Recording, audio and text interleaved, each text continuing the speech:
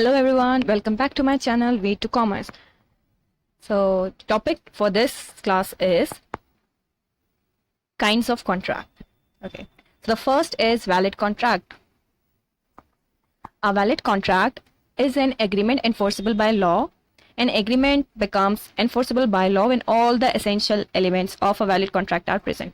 मतलब एक agreement जैसे हमने अपने first video में किया था कि एक agreement क्या होता है, offer plus acceptance. अब वो offer plus acceptance enforceable by law हो तो वो हो जाता है हमारा contract. लेकिन एक जो agreement है वो enforceable by law कब होगा? जब एक valid contract के जो सारे essentials हैं जो हमने अपनी next प्रीवियस वीडियो में किया था 10 essentials, वो सभी प्रेजेंट होंगे जब ही हम एक कॉन्ट्रैक्ट को वैलिड कॉन्ट्रैक्ट मान सकते हैं.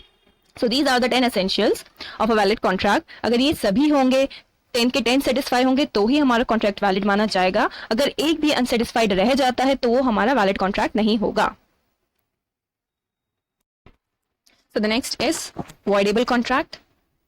According to section 2I, an agreement which is enforceable by law at the option of one or more parties thereto, but not at the option of other or others is voidable contract. मतलब एक and पे, मतलब दो parties होती हैं हमारी contract में, तो एक पार्टी के एंड में इट इज एनफोर्सेबल पर दूसरी पार्टी के एंड पे इट इज नॉट एनफोर्सेबल. उसे हम बोलते हैं voidable contract. So usually a contract becomes voidable when the consent of one party to the contract is obtained by coercion, undue influence, misrepresentation और fraud. मतलब जहां पे फ्री कंसर्न वाला option नहीं होगा तो उसे हम वॉइडेबल कॉन्ट्रैक्ट बोलेंगे. मतलब कि दो पार्टीज है, फॉर पार्टी ए और पार्टी बी.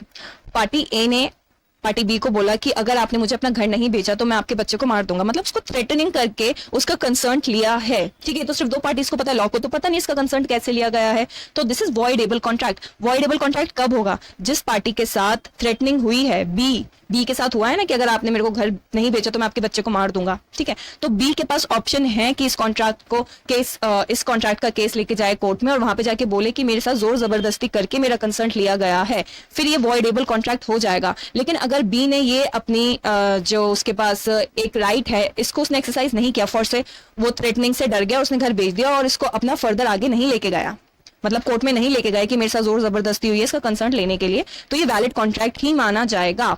ये वॉइडेबल कॉन्ट्रैक्ट जब माना जाएगा जब जो अग्रीव्ड पार्टी है, मतलब जिसके साथ गलत हुआ है, जोर जबरदस्ती हुई है, वो कोर्ट में जाके बोलेगा कि मेरे साथ जबरदस्ती से मेरे से कंसर्न लिया गया है, जब भी ये कॉन्ट्रैक्ट वॉइडेबल कॉन्ट्रैक्ट होगा. अदरवाइज वो एक वैलिड कॉन्ट्रैक्ट ही माना जाएगा. ठीक है, तो सच contract is voidable at the option of aggrieved party. मतलब जिसके साथ गलत हुआ है उसके पास ऑप्शन है कि इसको वॉइडेबल करे या फिर इसको वैलिड कॉन्ट्रैक्ट की तरह ही चलने दे.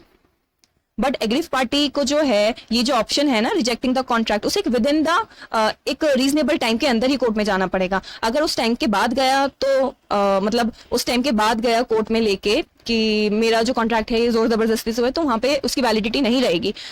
अब ये जो रीजनेबल टाइम है ये क्या है? मतलब रीजनेबल टाइम ये है कि जब तक वो जो कॉन्ट्रैक्ट है उसकी परफॉर्मेंस नहीं हो रही, एक्चुअल परफॉर्मेंस नहीं हो रही, परफॉर्मेंस अभी बची है, तो उसी के टाइम के अंदर अंदर इस कॉन्ट्रैक्ट को केस में लेके इस कॉन्ट्रैक्ट को कोर्ट में लेके जाना पड़ेगा. अगर परफॉर्मेंस के बाद अग्रीव पार्टी गया तो देन फिर ये नहीं होगा वॉइडेबल कॉन्ट्रैक्ट. वॉइडेबल कॉन्ट्रैक्ट वही होगा जो परफॉर्मेंस से पहले कोर्ट के आइज में आ जाए कि इसमें जबरदस्ती करके कंसेंट लिया गया है. सो वॉइडेबल कॉन्ट्रैक्ट वो होते हैं जिसमें फ्री कंसर्न वाला जो पॉइंट है सेटिस्फाई नहीं होता है और एक पार्टी के पास ऑप्शन होता है, द अग्रीव पार्टी, अग्रीव मतलब जिसके साथ जोर जबरदस्ती हुई है, वो वाली पार्टी के पास ऑप्शन होता है कि जो कॉन्ट्रैक्ट है इसको वॉइडेबल करार दे. अगर वो aggrieved party with in the reasonable time नहीं करती है, ये वाला स्टेप नहीं लेती है, तो ये वैलिड कॉन्ट्रैक्ट ही माना जाएगा.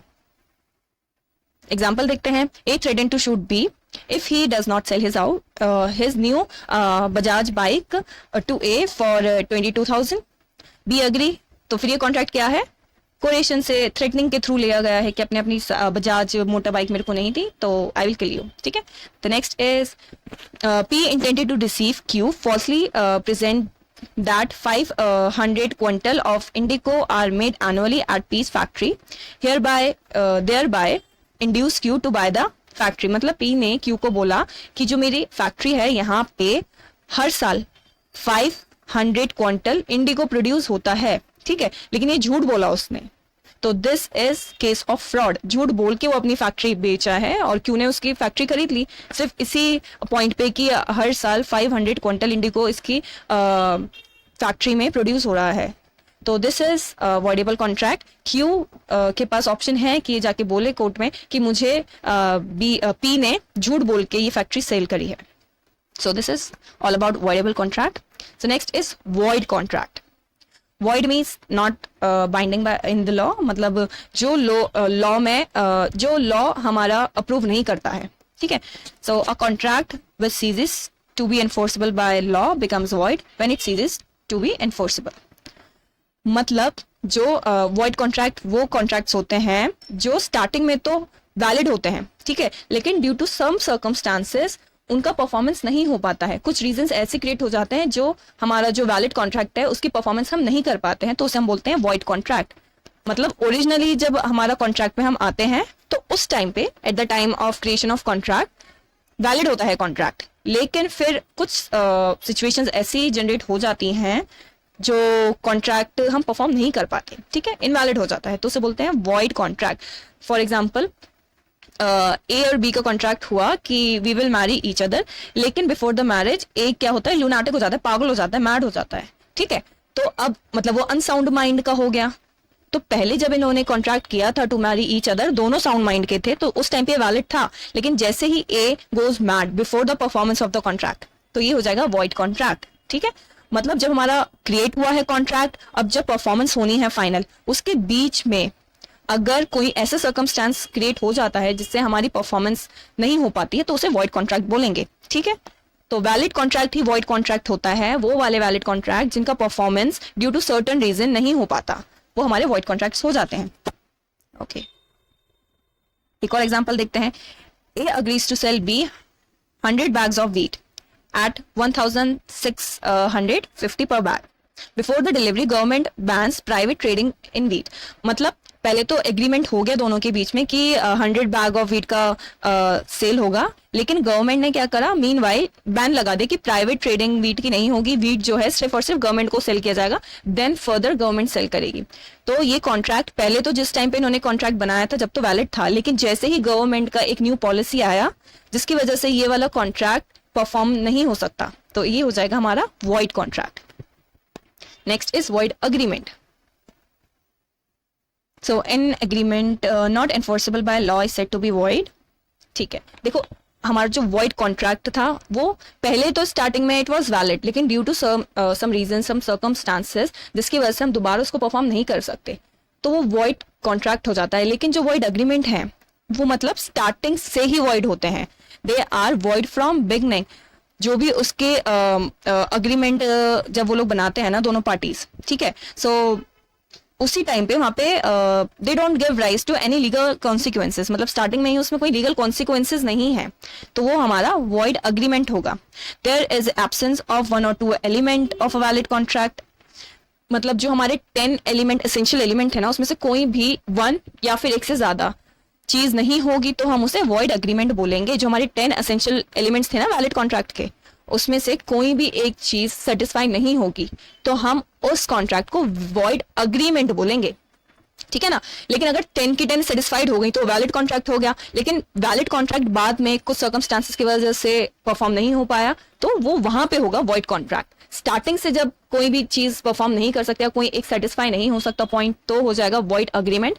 लेकिन जब वो क्रिएट हो जाएगा कॉन्ट्रैक्ट, वैलिड कॉन्ट्रैक्ट प्रूव हो जाएगा, उसके बाद कोई कमी आती है, परफॉर्मेंस नहीं हो पाती है, तो वो हो जाएगा हमारा वॉइड कॉन्ट्रैक्ट। तो वॉइड कॉन्ट्रैक्ट और अग्रीमेंट का डिफरेंस आई गेस आपको समझ आ गया होगा। एग्जांपल लेते हैं, an agreement with a minor is void ab initio. Void ab initio मतलब वॉइड फ्रॉम द बिगनिंग। क्यों? क्योंकि माइनर्स जो है कैपेसिटी ऑफ द पार्टीज वाला पॉइंट सेटिस्फाई नहीं करता है, तो agreement with the minors are void agreements. या फिर agreement with the unsound mind वाले लोग के साथ भी एक वॉइड एग्रीमेंट होता है। नेक्स्ट इज एल पे 10,000 रुपए टू एम टू मर्डर जी, ठीक है, लेकिन यहाँ पे मनी रिकवर नहीं हो सकता क्योंकि ये जो एक परफॉर्मेंस है वो इलीगल है। यहाँ पे मर्डर करने के लिए आप पैसे दे रहे हैं, तो this is void agreement, starting से ही वॉइड है, यहाँ पे कोई रिकवरी नहीं हो सकती। नेक्स्ट इज इलीगल और अनलॉफुल एग्रीमेंट्स। सो इलीगल वही सारी चीजें जो फॉरबिडन बाय द लॉ होती हैं ऑफ अ कंट्री, मतलब अनलॉफुल चीजें जो होती हैं एक कंट्री में, that are illegal. So illegal या फिर अनलॉफुल एग्रीमेंट्स जो होते हैं वो अनलॉफुल नेचर के होते हैं। So such an agreement can never be attain the status of contract. ये हम जो अनलॉफुल या इलीगल एग्रीमेंट्स हैं वो कभी भी कॉन्ट्रैक्ट नहीं बन सकते। क्यों? कॉन्ट्रैक्ट का तो हमारा फर्स्ट स्टेप यही है ना कि अग्रीमेंट जो भी एनफोर्सेबल बाय लॉ है वो हमारा कॉन्ट्रैक्ट बनेगा, लेकिन इलीगल चीजें तो एनफोर्सेबल बाय लॉ है ही नहीं, वो तो अनलॉफुल नेचर की हैं, तो ये कभी भी कॉन्ट्रैक्ट नहीं बन सकते, ये सिर्फ अग्रीमेंट्स ही बन सकते हैं। जैसे अगर ड्रग की डीलिंग के लिए कोई अग्रीमेंट हो रहा है तो उसे हम इलीगल अग्रीमेंट ही बोलेंगे, इलीगल कॉन्ट्रैक्ट नहीं बोल सकते। कॉन्ट्रैक्ट की तो मेन पॉइंट ही यही है कि उसे लीगल होना चाहिए, एनफोर्सेबल बाय लॉ होना चाहिए। तो illegal agreements cannot get the status of contract. Let us see the example. Contract for the sale or distribution of illegal substances, that is drugs. मतलब कोई भी अगर contract हो रहा है, contract नहीं, it should be agreement for sale of या फिर distribution of illegal substances, तो वो हमारा illegal agreement हो जाएगा। Okay, so next is kind of contract from the point of view of mode of creation. So there are three types of contract. अगर हम mode of creation के under देखें, first is express, next is implied, then constructive, मतलब quasi contract. Okay, so express contract वो होते हैं where both the offer and acceptance consisting an agreement enforceable at the law are made in words or spoken. मतलब वो सारे हमारे contracts जो दोनों पार्टीज आपस में बैठ के एक्सप्रेस कर रही हैं, लाइक मेरी ड्यूटी ये, ए बोल रहा है कि मेरी ड्यूटी ये है, बी बोल रहा है मेरी ड्यूटी ये है, चाहे वो बोलकर या फिर लिखकर कॉन्ट्रैक्ट करें, उसे हम बोलेंगे एक्सप्रेस। वो सारी चीजें जो उनके कॉन्ट्रैक्ट में होने वाली हैं उसे वो एक्सप्रेस करें थ्रू वर्ड्स और थ्रू राइटिंग, तो वो हमारे एक्सप्रेस कॉन्ट्रैक्ट हो जाते हैं। जैसे ए ने बोला I will sell my car, I will sell you my car, B बोलेगा okay I will pay you 1 lakh rupees, तो दोनों एक्सप्रेस कर रहे हैं, ए ने अपनी रिस्पॉन्सिबिलिटी बोल दी, बी ने अपनी रिस्पॉन्सिबिलिटी बोलती, तो दिस इज एक्सप्रेस कॉन्ट्रैक्ट। ठीक है, so A tells B on telephone that he offers to sell his car for 80,000 and B in reply informs A that he accepts the offer, this is express contract. तो A ने भी बता दिया, B ने भी बता दिया अपने कि हाँ like I am selling you my car, B ने उसे एक्सेप्ट कर लिया, ओके, तो दिस इज एक्सप्रेस कॉन्ट्रैक्ट, दोनों ने एक्सप्रेस कर दिया fully. The next is implied contract where both the parties, where both the offer and acceptance consisting an agreement enforceable at law are made otherwise than in words by act or conduct of parties. जैसे express में क्या था, like you are expressing by words या फिर written में आप लोग बोल रहे हो, लेकिन इम्प्लाइड में आपका जो कंडक्ट है या फिर जो आपका एक्ट है, योर एक्शंस, मतलब आप नहीं बोल रहे लेकिन आपके एक्शंस बोल रहे हैं। जैसे अगर आप किसी रेस्टोरेंट में गए, आपने कॉफी ऑर्डर करी, आपने कॉफी पी लिया, तो इट इज इम्प्लाइड ना कि आपको उस कॉफी के लिए, वहां की सर्विस के लिए यू हैव टू पे। वहां पे आपको अलग से आके तो कोई नहीं बताएगा ना कि आप कॉफी ले रहे हो ना तो आपको पैसे देने पड़ेंगे, नो, इट इज इम्प्लाइड। या फिर for say you are using any public transport, जैसे आपने बस में ट्रैवल करने का सोचा, आप बस में बोर्ड कर गए, आपने बैठ गए, तो वहां पे it is implied that you have to buy the ticket, तो दिस इज इम्प्लाइड कॉन्ट्रैक्ट, कि आपके एक्ट से, आपके कंडक्ट से इट इज इम्प्लाइड कि आपको ये करना ही है। ठीक है, अगर आप कॉफी हाउस में जाके कॉफी पी रहे हो तो यू हैव टू पे पैसे। ठीक है, ऐसे अगर आप बस में जा रहे हो तो आपको टिकट खरीदना पड़ेगा, इट इज इम्प्लाइड, ठीक है, बाय योर एक्ट। ठीक है, एग्जाम्पल देखते हैं, a coolie in a uniform takes up the luggage of B to be carried out of the railway station without being asked by the B. B allow him to do so, then the law implies that B agrees to pay for the service of A and it is an implied contract. मतलब एक station पे जा रहे हैं, वहां पे एक coolie था ए, उसने यूनिफॉर्म भी पहनी हुई थी, ए ने बी का लगेज उठा लिया और बी ने उसे मना भी नहीं करा। ठीक है ना, तो नाउ इट इज इम्प्लाइड कि बी को पे करना ही पड़ेगा। मतलब जो कूली है उसने ड्रेस पहना हुआ है अपना यूनिफॉर्म, तो इट इज इम्प्लाइड ना कि वो उसका प्रोफेशन है, वो उसका काम है, अगर वो ये काम कर रहा है तो I have to pay him. चाहे यहाँ पे आप बोलो ना बोलो, लेकिन आप एक लाइक आपके जो एक्शंस हैं, योर कंडक्ट आर शोइंग कि यस इट इज इम्प्लाइड कि you are entering into a contract, और अगर कूली ने आपका सामान उठाया तो आपको पे करना पड़ेगा। ठीक है, तो this is implied contract. Next is constructive और quasi contract. Such a contract does not arise by virtue of an agreement express or implied between the parties, but the law infers or recognizes a contract under certain special circumstances. तो सीधा example से समझते हैं, obligation of a finder of lost good to return them to the true owner can not be said to arise out of contract as there is neither offer and acceptance not concern, but these are covered under quasi contracts. जैसे like अगर आप बस में travel कर रहे हो, ठीक है, आपका वॉलेट गुम गया, ठीक है, फिर किसी को वो वॉलेट मिला और उस इंसान ने आपका वॉलेट चेक करा, तो वहाँ पे आपका आधार कार्ड था, जिससे आपका फोन नंबर था, उसने आपको कॉल किया कि like I found your wallet, तो आप मेरे से अपना वॉलेट ले लो। आपने जाके उससे वॉलेट ले लिया और आपने लाइक आपको इतनी खुशी हुई कि मेरे इतने सारे डॉक्यूमेंट्स थे मेरे वॉलेट में, तो आपने खुशी से उसको 500 रुपए दे दिए, ठीक है। तो ये क्वासी कॉन्ट्रैक्ट है, यहाँ पे दोनों पार्टीज की कोई इंटेंशन नहीं थी, ठीक है, ना ही ये इम्प्लाइड था कि अगर आपको कोई खोई हुई चीज मिल गई तो आप वापस करने जाओ ही जाओ, है ना। तो ये बोथ द पार्टीज की कोई इंटेंशन नहीं थी, लेकिन वो दोनों पार्टीज एक कॉन्ट्रैक्ट में आ गए हैं, तो दिस इज क्वासी कॉन्ट्रैक्ट। सो यहाँ पे क्या है, कोई ऑफर नहीं है, कोई एक्सेप्टेंस नहीं है, कोई इंटेंशन नहीं है दोनों पार्टीज की उन्हें कॉन्ट्रैक्ट में आना है, लेकिन स्टिल लॉ देख फ्रॉम मतलब लॉ की वजह से from the conduct of the parties एक रिलेशनशिप क्रिएट हो गया है, तो this is called quasi contract. तो there are 3 principles behind this quasi contract. First is justice, second equity, and the third is good conscience. Okay, so this is all about the types of contract or kinds of contract from the viewpoint of mode of creation. Then the next is kind of contract from the point of view of extent of execution. So there are 2 types of contract. First is executed and second is executory. So executed contracts क्या होते हैं? When both the parties to a contract have completely performed their share of obligation and nothing remains to be done by the parties under the contract.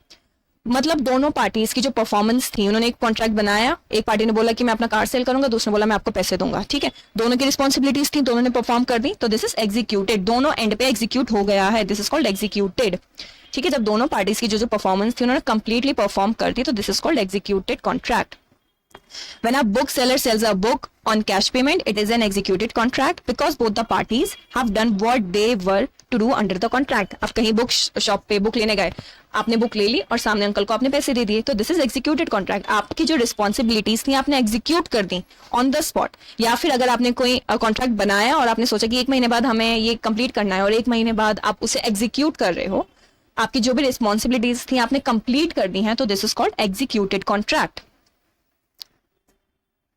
When only one of the parties to the contract has performed his share of obligation and other parties still to perform his share of obligation, then it is also executed contract, पर इसे बोलेंगे हम unilateral। यहाँ पे क्या है, दोनों parties हैं, ठीक है। फॉर एग्जाम्पल आप बुक स्टॉप पे गए, आपने बोला अंकल मुझे बुक दे दो और जो पैसे हैं ना शाम को मैं आपको वापस से दे दवा देंगे, ठीक है। तो ये क्या है, एक साइड से तो कॉन्ट्रैक्ट पूरा हो गया, आप अंकल ने आपको बुक दे दी, लेकिन आपको जो पैसे देने हैं वो बाद में देने हैं, ठीक है। तो this is called unilateral contract. These unilateral contracts are part of executed contracts, ठीक है। या तो दोनों पार्टी अपना फुली परफॉर्मेंस एग्जीक्यूट कर देंगी, या सिर्फ एक एंड से एग्जीक्यूशन हो जाएगा और दूसरे एंड से एग्जीक्यूशन नहीं होगा, तो this is called executed contract and unilateral contracts. Example देखते हैं इसका यूनिलेटरल का। M advertises a reward of 1000 to anyone who finds his missing son. B ने देखा कि एक ऑफर लग रहा है कि भैया किसी का बच्चा खो गया, अगर मैंने इसको ढूंढ लिया तो 1000 रुपये मुझे मिल जाएगा। फिर बी ने क्या करा, उसने उस बच्चे को ढूंढ लिया। जैसे ही बी ने उस बच्चे को ढूंढ लिया तो ये एक कॉन्ट्रैक्ट एक साइड से एग्जीक्यूट हो गया है, एग्जीक्यूटेड हो गया ना कि और फिर बी उस बच्चे को उसके पापा के पास एम के पास लेके जाएगा और फिर एम उसको जब पैसे देगा तो ये फुली एग्जीक्यूट जब होगा, ठीक है।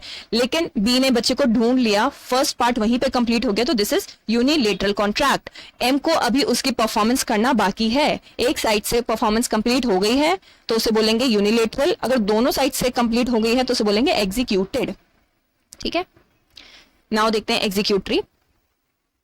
It is one in which both the obligations are outstanding, one on the either party to the contract, either wholly or in part at the time of the formation of the contract। इसमें क्या है executory में, मतलब दोनों parties या तो अपना बिल्कुल भी परफॉर्मेंस नहीं करेंगी या दोनों पार्टीज अपना पार्शियल परफॉर्मेंस कर देंगी, तो दिस इज एग्जीक्यूटरी। दोनों एंड पे जब हमारा डिफॉल्ट रहेगा या दोनों एंड पे पार्शियल डिफॉल्ट रहेगा, ठीक है। एग्जीक्यूशन में क्या था, या तो दोनों पार्टीज अपना परफॉर्मेंस कर देंगी, फुली परफॉर्मेंस कर देंगी, या फिर एक पार्टी फुल परफॉर्मेंस करेगी और दूसरी पार्टी बिल्कुल भी परफॉर्म नहीं करेगी, तो दैट इज एग्जीक्यूटेड। मतलब एटलीस्ट एक पार्टी ने तो अपना फुल परफॉर्मेंस दे दिया ना, तो जहां पे भी फुल परफॉर्मेंस की बात आएगी, वेदर एक पार्टी ने फुल परफॉर्मेंस किया या दोनों पार्टीज ने फुल परफॉर्मेंस किया, वो एग्जीक्यूटेड हो जाएगा।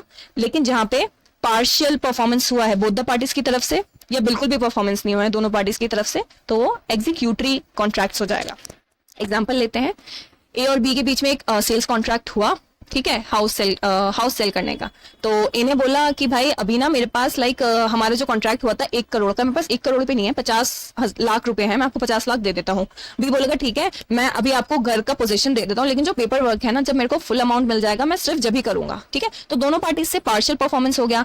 ए ने क्या करा है, 50 लाख रुपए दे दिए, बी ने सिर्फ घर का पोजीशन दिया है, अभी पेपर वर्क नहीं करा है। दोनों पार्टीज ने अभी पार्शियल परफॉर्मेंस किया है, तो this is called executory contract. ठीक है, या फिर ऐसे हो सकता है कि ए ने बी से बोला कि मुझे अपना मोटरसाइकिल आपको बेचना है, बी ने बोला ठीक है। फिर जब 21 मार्च जब उनको एग्जीक्यूट करना था ये कॉन्ट्रैक्ट, तो बी ने बोला मेरे पास पैसे नहीं है, तो ए बोलेगा ठीक है, जब आपके पास पैसे हो जाएंगे ना, जब ये कॉन्ट्रैक्ट एग्जीक्यूट करेंगे। तो दिस इज एग्जीक्यूटरी, मतलब दोनों पार्टीज ने कुछ भी नहीं करा है, अभी कोई भी परफॉर्मेंस नहीं करी है, अभी ये फुली परफॉर्मेंस इसकी रहती है। ठीक है, तो दिस इज एग्जीक्यूटरी कॉन्ट्रैक्ट। तो एग्जाम्पल देखते हैं।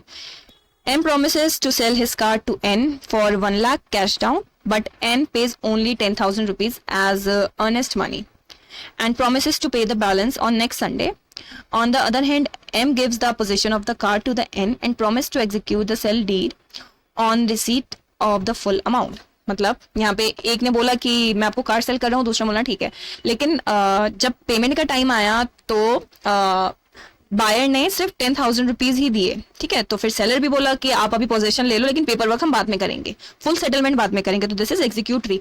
एन और एम के पार्ट पे आधी परफॉर्मेंस हुई है, दोनों ने आधा आधा परफॉर्म करा है, फुली परफॉर्म नहीं करा है, तो दिस इज एग्जीक्यूटरी। स्टिल कुछ परफॉर्मेंस लेफ्ट है दोनों पार्टीज की तरफ से। तो executory contracts are also known as bilateral contracts. Bilateral कैसे, क्योंकि दोनों एंड पे परफॉर्मेंस या तो बिल्कुल भी नहीं हुई है या पार्शियली हुई है। यूनिलैटरल में क्या था, सिर्फ एक एंड पे परफॉर्मेंस फुली नहीं हुई है। So this is all about executed and executory contracts. Thank you so much for watching. अगर आपको टॉपिक समझ आया हो तो please do subscribe my channel. Don't forget to like, share and subscribe. Thank you.